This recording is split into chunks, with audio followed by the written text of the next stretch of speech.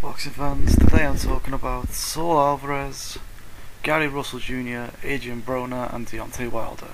Starting with Saul Alvarez, he obviously fought and beat Cintron by 5th round TKO.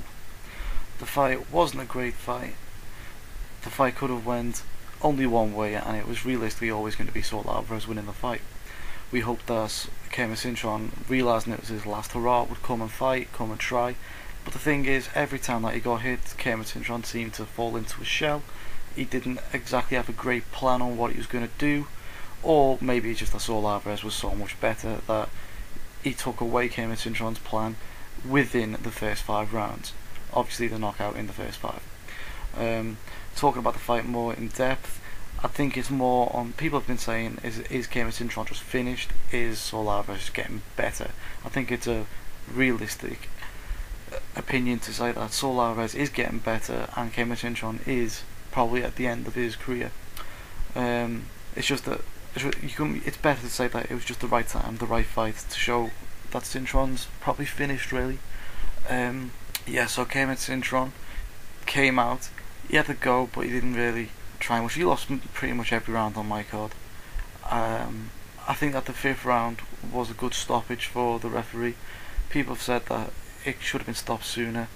Cintron did take punches and he didn't look comfortable taking punches, and I think that's because basically I wouldn't be surprised if this is one of Saul Alvarez's last fight at light middleweight. He's growing as a person and he's probably at the lowest he can go right now.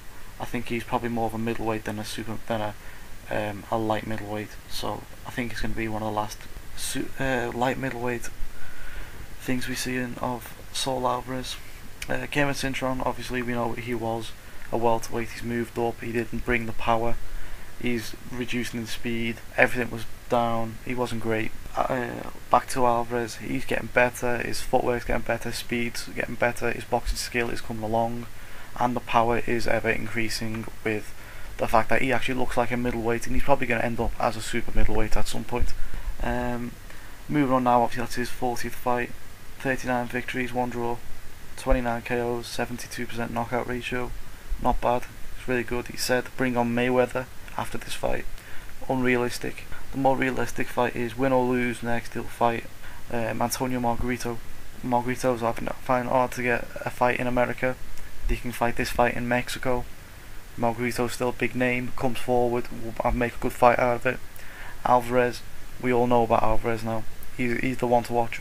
Moving on now to Adrian Broner, and Broner showed us that he does have the power.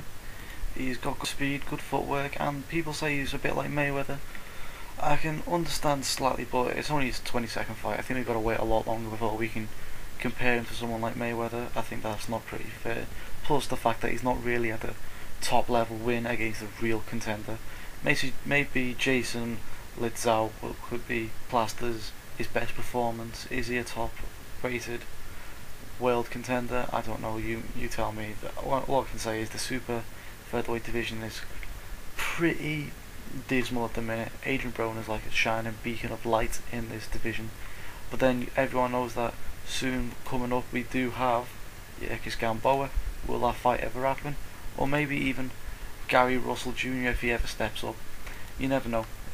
Moving on to the fight, I don't really know how much that I can say about this. It was a 3-round KO, we didn't see too much into it. In round 2, Broner was put on the back foot a bit by Rodriguez, and it was a good plan. The problem with I think his punch output was reduced significantly, but the fact was that Broner then did show that he had the speed, the power, and he ended up knocking him out, clean out. Didn't even get up from the count. Who's next for Broner?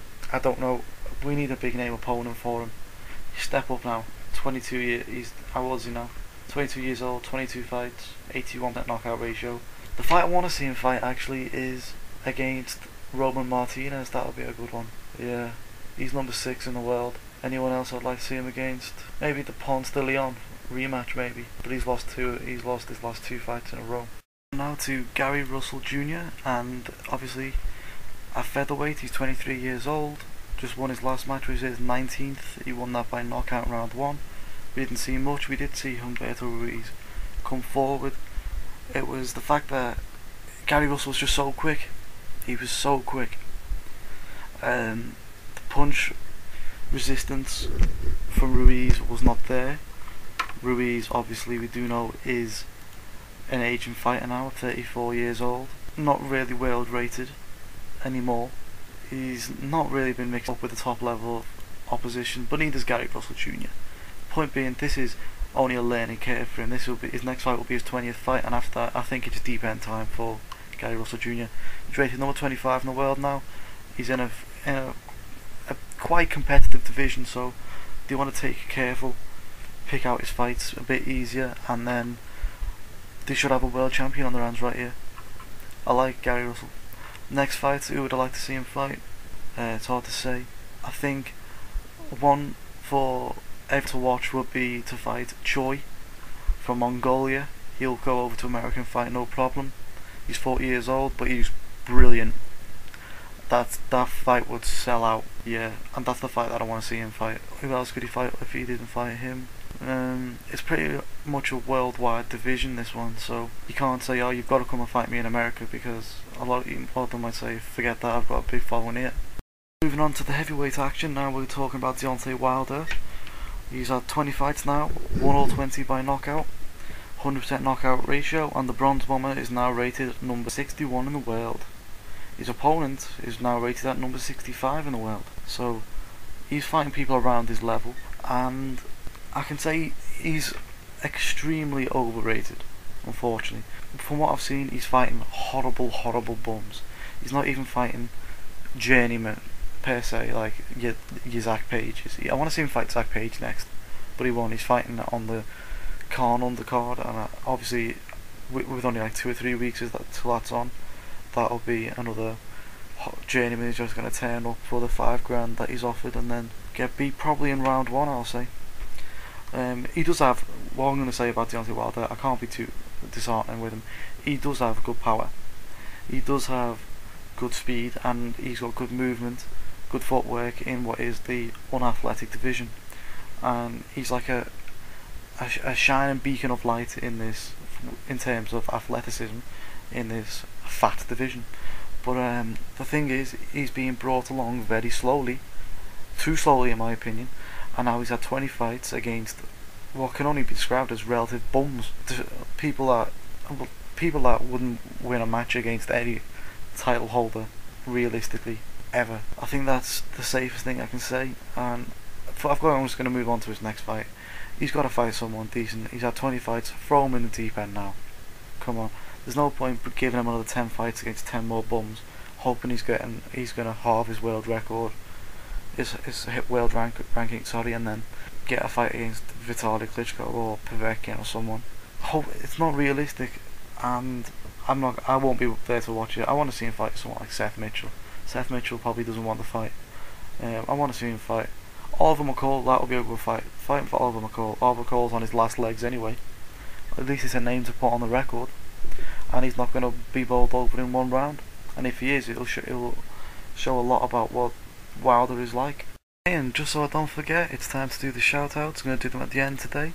And firstly, for the Saul Alvarez shoutouts, we got Flooper Huber Loopy, who got this spot on with a 5-round knockout. And why such a hard name for me to pronounce? Please help me out.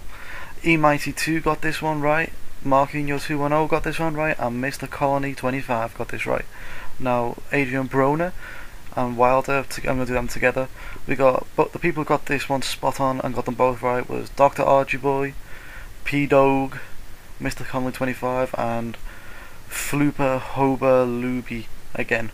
So thanks guys for commenting. Make sure you comment on all the rest of my videos, because it doesn't matter if you get the result right, or you get a shout out on the post fight video.